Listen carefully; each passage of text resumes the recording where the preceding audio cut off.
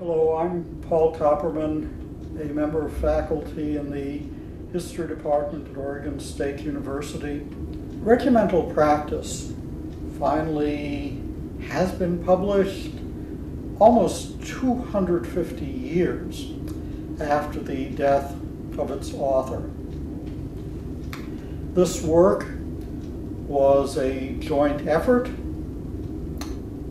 partly by yours truly, partly by the man named in the title, John Buchanan. Buchanan was a medical officer in the British Army during the mid-18th century. I'll talk more about this in a minute.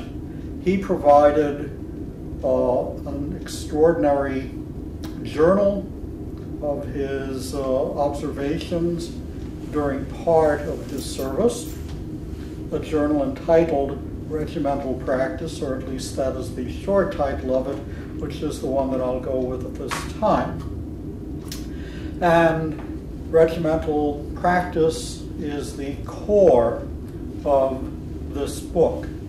As for my role, I transcribed the journal, I annotated it, I provided an extended introduction in order to discuss Buchanan, his life, his army practice, and the context of that practice.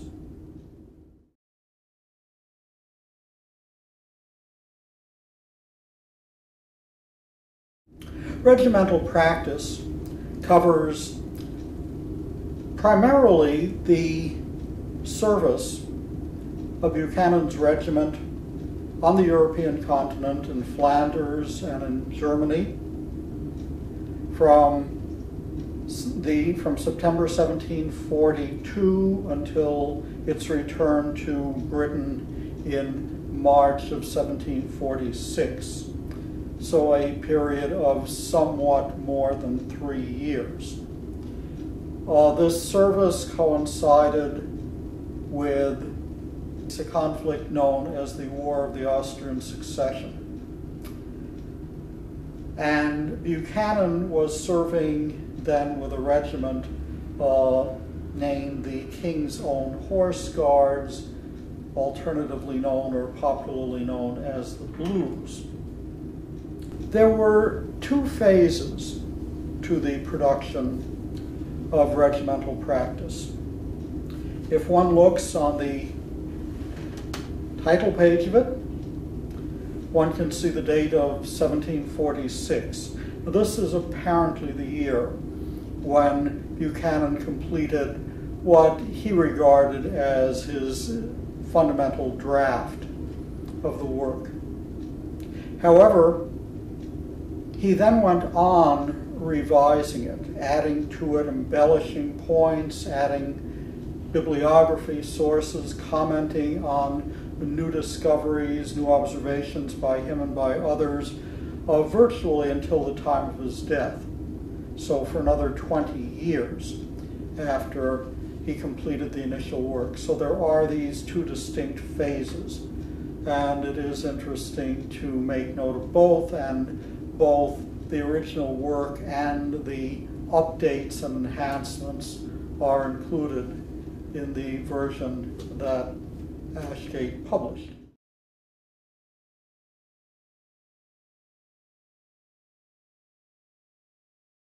You know, the exact avenue it took, I don't know. It was probably donated maybe by his widow, who lived on for, oh gosh, about 20 years after he died. May have been donated to the Blues. British regiments all maintain extensive libraries. Well, the older ones do. And I visited quite a few of them. And there will be manuscripts left behind by various officers. So he did It may have been a donation fairly early on. Maybe it was a case of cleaning out some attic 100 years later. We don't know. All I know is that it eventually was donated to the Royal Army Medical Corps, which was founded in the late 19th century, so fully a century and more after Buchanan's death.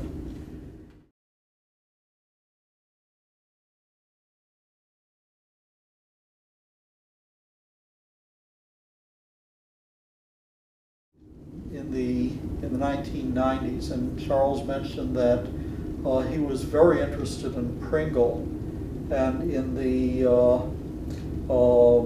history of the British medical services during the War of the Austrian Succession. Pringle is primarily famous for having written just the history of histories of the medical side of a war. And it's of the War of the Austrian Succession. I mean, it's his study of diseases in the British Army, as it's entitled, which came out in 1752, is just a classic. And it was a standard reference for army medical men for 60 years and more. Very popular in America, too. But anyway, so Charles Gordon was interested in Pringle. He was interested in the War of the Austrian Succession, and he too had run across the journal Regimental Practice. So he transcribed it, and I encouraged him to annotate it and to publish it.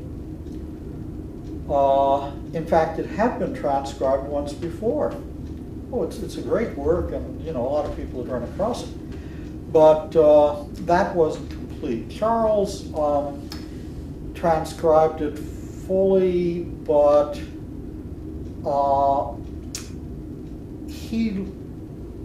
and I don't say this by way of criticism, he just had his style and I had mine. He modernized the spelling and punctuation, and I don't do that. So I couldn't really use his transcription when I got around to transcribing it. But anyway, Charles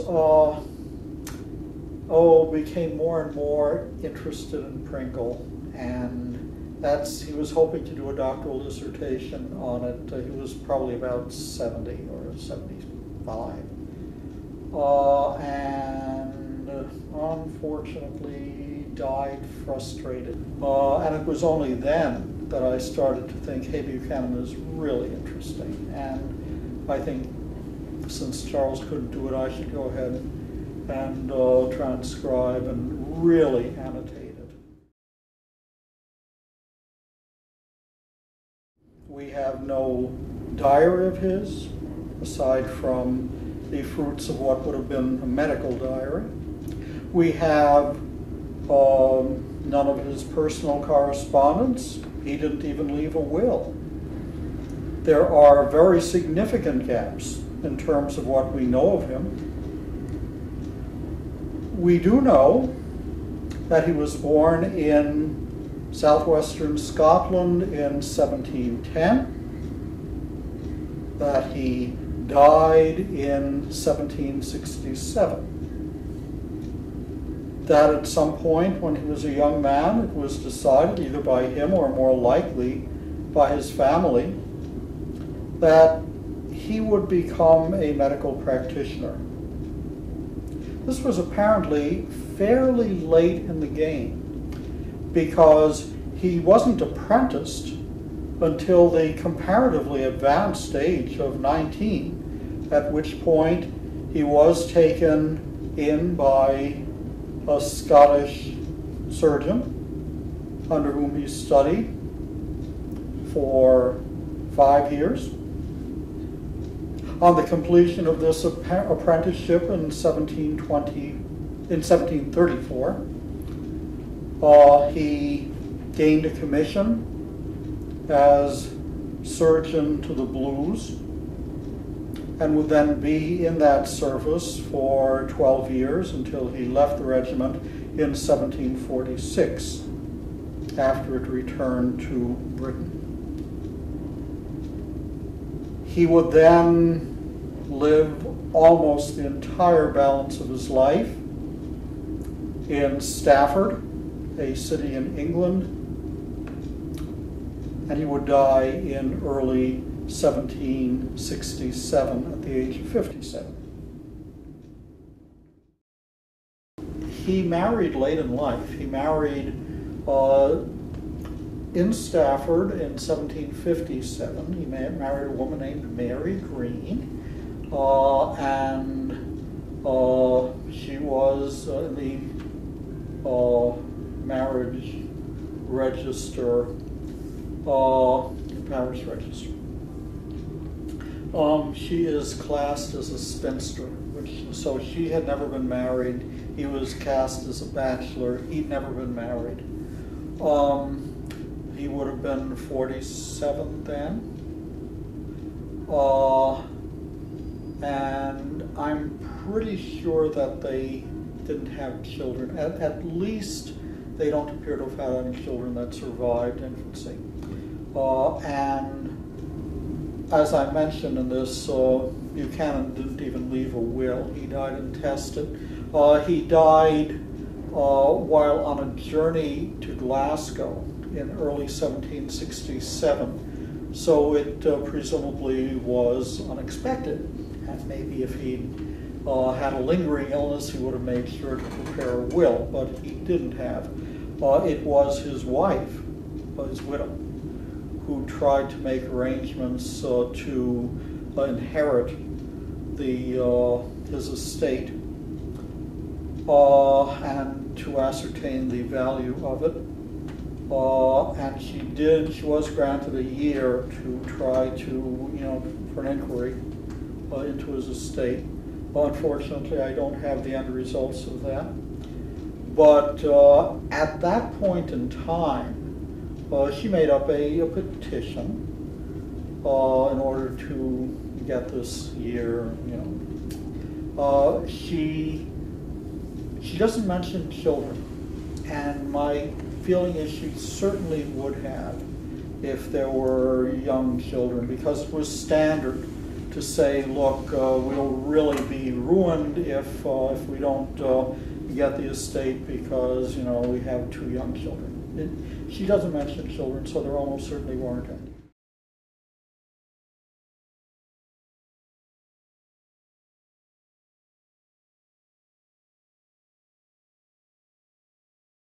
As I mentioned before, there's a great deal that we don't know about Buchanan. Aside from his apprenticeship, we know virtually nothing about his education.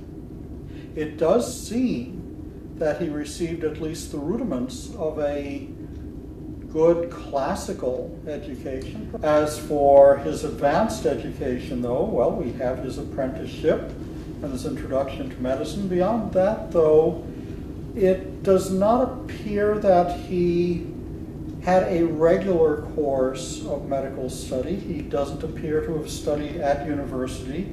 He did receive, probably in 1746, an MD degree, but likely all he did for this was to visit a Scottish university, pay a fee, and pass an oral exam. This was a common enough practice during the period, particularly for young men who were practitioners. It was quite common for those who had served as medical officers in the Army or Navy. The assumption was that during their service they had learned a great deal about medical practice, that this in a way served as their advanced medical education and as their internship, as their early practice, and that therefore it wasn't necessary for them then to go on to university for regular medical studies. In any case, in Buchanan's example, it appears that this was not misguided or misdirected confidence, because undoubtedly he did grow, and he grew markedly during the course of his service.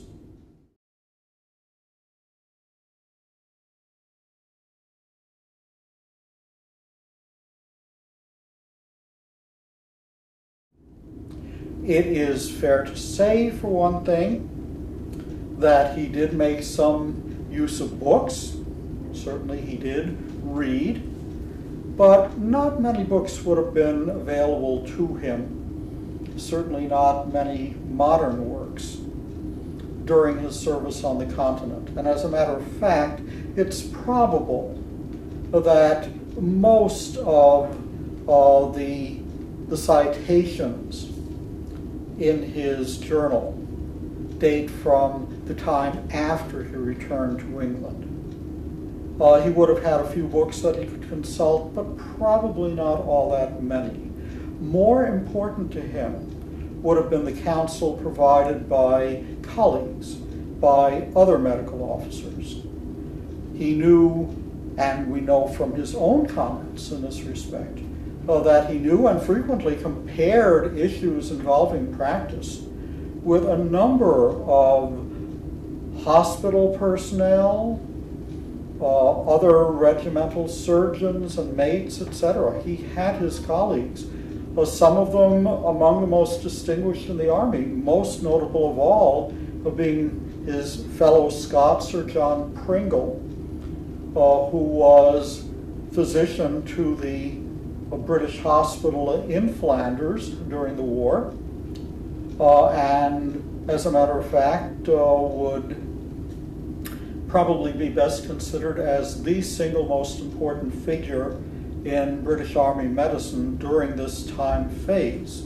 A very important individual, and Buchanan tells us in the course of his journal of interaction between him and Pringle, and indeed he mentions at one point that Pringle asked for his opinion on a certain matter. So there was interchange here. In any case, we can be sure that Buchanan learned a great deal from his colleagues, and that ultimately many of them had enough respect for him and his opinions that they sought his counsel on medical matters.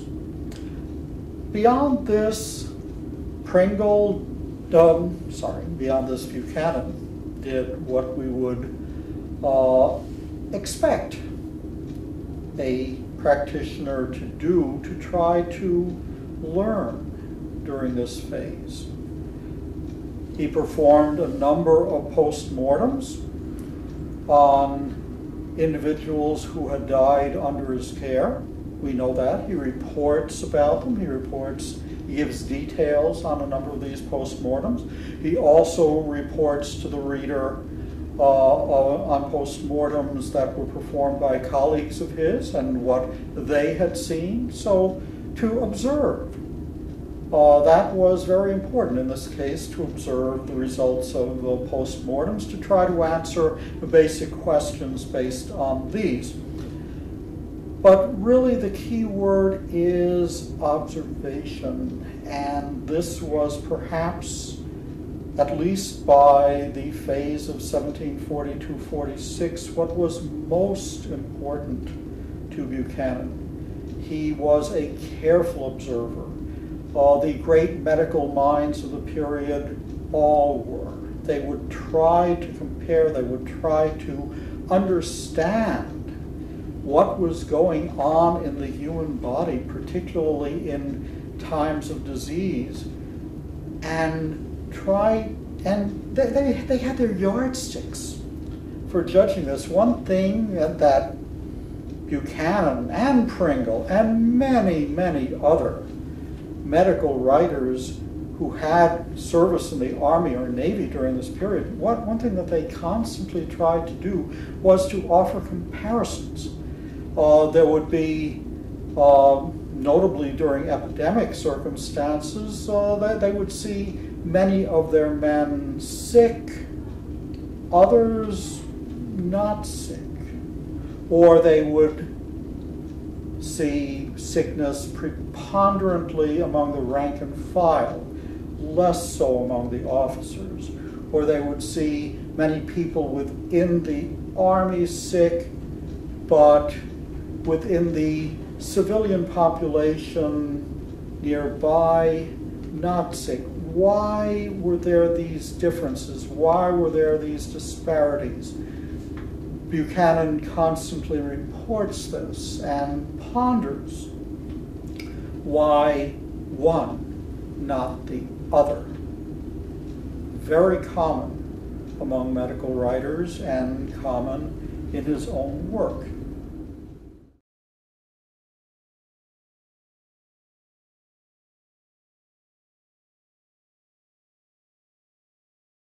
He was a real horse lover. And in fact, much of his most agonized comments have to do with horses. He talks about horses that had lost a leg and nevertheless were trying to continue following the army. He does talk about his treatment of horses, including how he dressed their wounds. He is, by the way, critical of some of the. Each horse had its groom, and these grooms often had their own medicines, their own ointments to use, and he's critical of some of them.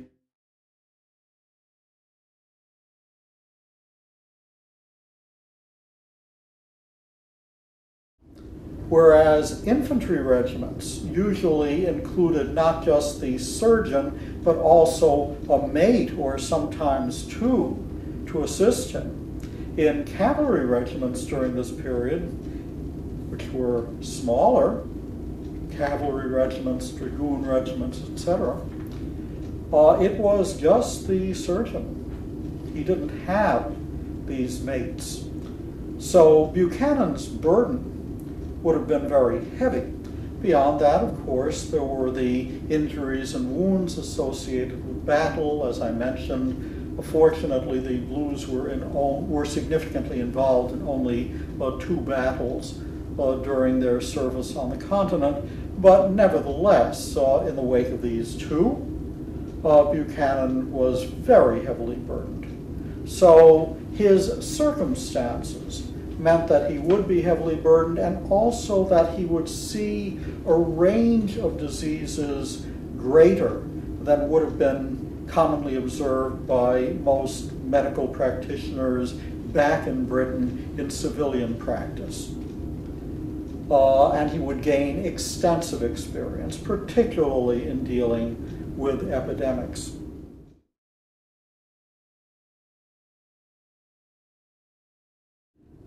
The cases would just pile up. These would happen during the fairly frequent epidemics that struck the regiment. And his regiment would have been typically in close contact with other regiments, both infantry and cavalry, and consequently, if an epidemic disease struck one, it would spread rapidly throughout the encampment or garrison. So epidemics were a fact of life, and obviously they really strained the abilities of the medical services. Now, he did have nurses working under him in the regimental infirmary. He mentions that epidemics would hit and all the nurses would die. I mean, the irony was that, obviously it was the regimental medical officers and the hospital medical officers who were much more elite. They didn't die as often because they were in a better position to avoid close and regular contact with sick patients. The nurses would be with those patients overnight, and in an epidemic they were just die-like flies.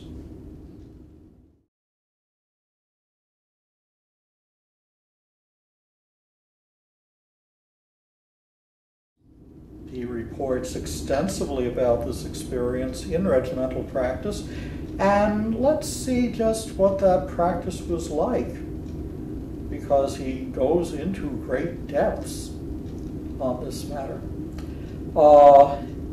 He discusses about 40 diseases, as well as injuries and wounds suffered by the men and officers in the Blues during his time phase, during the period of service on the continent. He discusses many of these diseases at great length, devoting a number of pages discussing symptoms, suggesting what signs portend recovery, which suggest a pessimistic prognosis, and he discusses how he treated them. The drugs that he made use of, for example. He mentions more than 100 individual drugs in the course of his journal, including more than a dozen that reflected his own recipes, his own preparations. He talks about these drugs, and he talks candidly about how well they worked, how well his therapy worked. He offers us both positive and negative outcomes to treatment.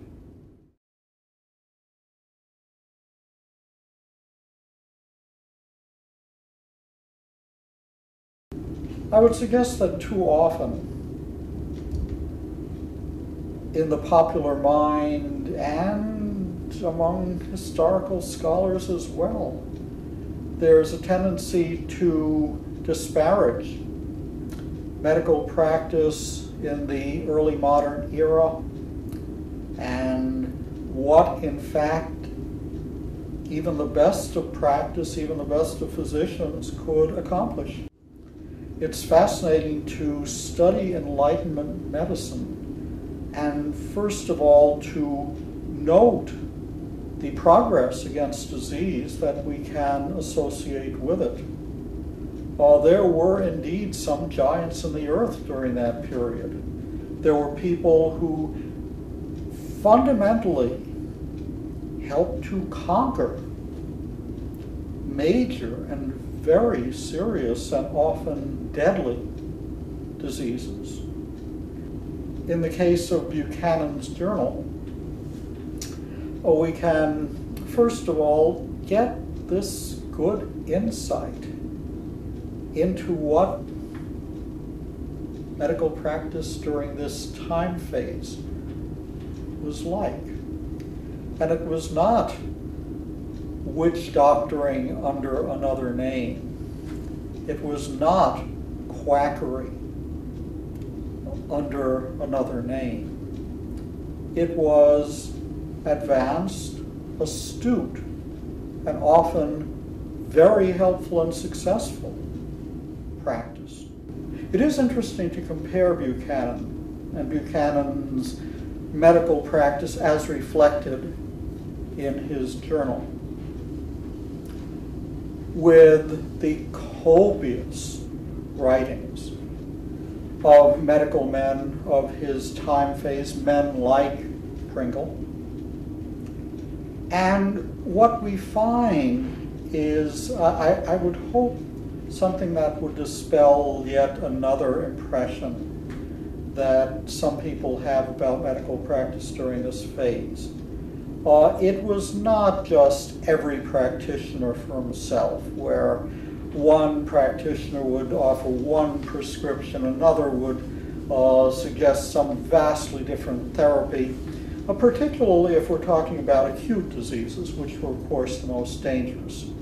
we tend to find, really, on the one hand, some considerable agreement on what to do, what not to do, what represented reasonable practice, what to avoid, and almost invariably we find that Buchanan is under this canopy.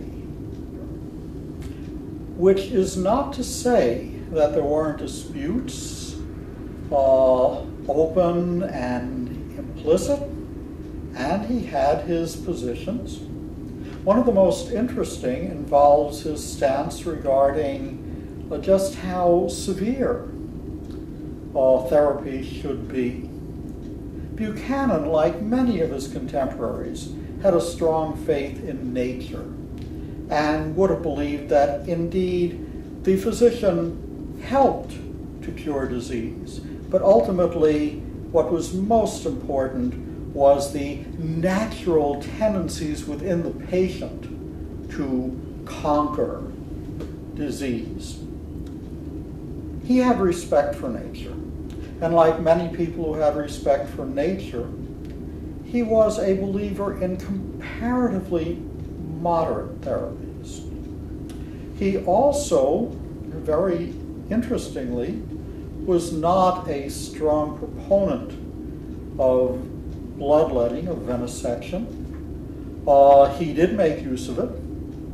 Almost all practitioners in this phase would have used it at least occasionally.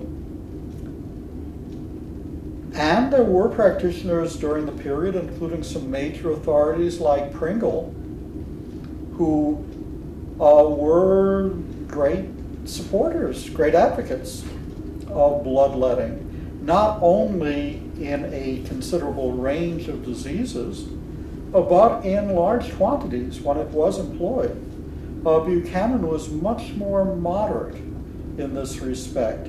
And in this case, although there was something of a dispute even within his time phase, he does point toward a moderating phase, which is very significant and observable in British medical literature during the last third or so of the 18th century.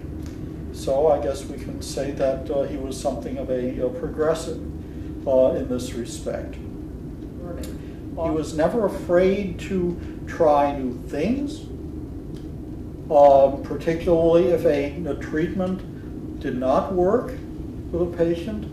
He would look to something new. He liked new angles. He did not become wedded to a style of practice, to a philosophy of therapeutics at an early age and then stick with it.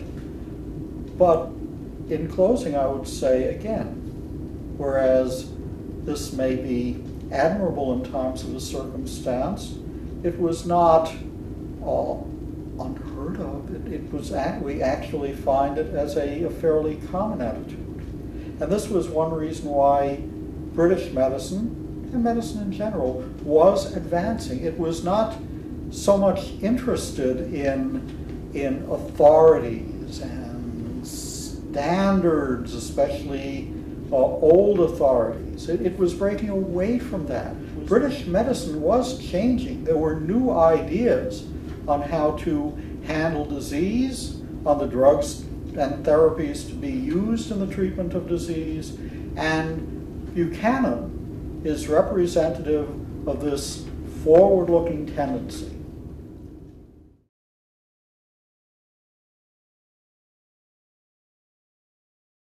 If you want to get a full sense of what life was like in the British Army in this time phase, you look for things. I mean, just oddities that they for example, at one point, men in the regiment capture a young fox and keep it as a pet for a while. Buchanan thinks that the fox pup is becoming much less fierce, and then someone gives it some blood, and it becomes much more fierce. So he, essentially becomes feral. He mentions that one of the men in the regiment broke his finger playing cricket. He talks about walks. When the army is in garrison, what it's like in a particular town, how the officers and men would take long walks. Some of the officers would go off and hunt, just basically sporting hunting, not to get food to eat. I mean, obviously they had servants to do that.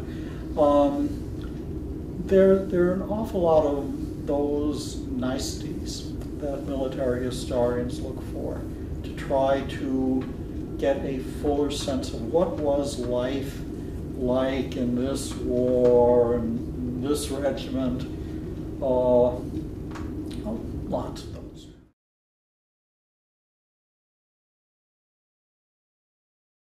Now finally it is in print. I mean, 250 years after he died, he's finally a published author. And I'm pleased to have played a part in that.